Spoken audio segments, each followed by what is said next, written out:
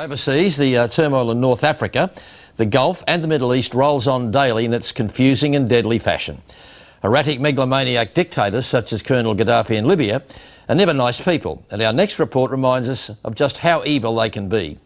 Over 4 decades, Gaddafi's opponents were dragged away to hidden underground jails. But the recent liberation of the city of Benghazi by the anti-Gaddafi rebels has exposed these hellholes. Hamish MacDonald has been inside one of Gaddafi's notorious secret prisons.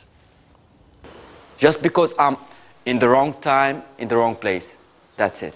That was my charge. This has been rumors going all over the time that there is cells underneath this ground. But I didn't believe it until I saw it with my own eyes. Yusuf Fanouche has come to the place he once hoped he'd never return to. It was here at Internal Security Eastern Headquarters Gaddafi's spies kept him for 24 days. To tell you the truth, I thought that I'm gonna die here. That's what I thought.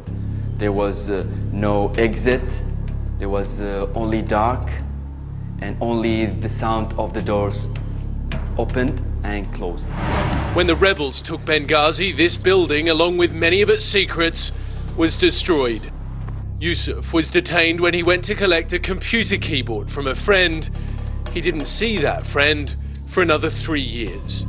If you don't say what they want, if they think that you are lying, you are not lying, but if they think that you are lying, you will be tortured.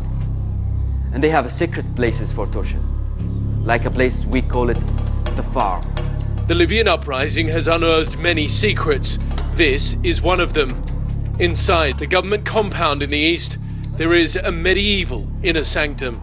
Now, it was only when the rebel forces overtook this compound that they heard voices coming from underground. They began digging and they found these holes in the ground. This is where Gaddafi's regime has been putting people in solitary confinement. This is where they were actually keeping human beings. It's just incredible to think that people were literally buried alive, kept as prisoners.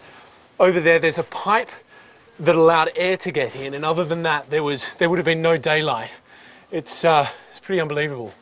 We're told there's more to see nearby. This is basically a vault. You can see that people were brought through this cast iron doorway, a bit like a bank vault, and then there's a second layer of door here that was padlocked. It's been bashed open, and then that gives way to this enormous ramp. It must have been terrifying being dragged in here. We're brought further inside past heavy roller doors to another chamber. A shaft of light. This was the only source of air.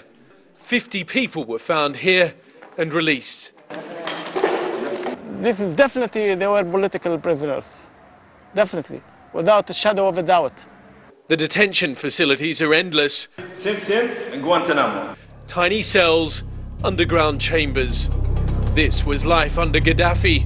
It's the reason so many Libyans want him gone.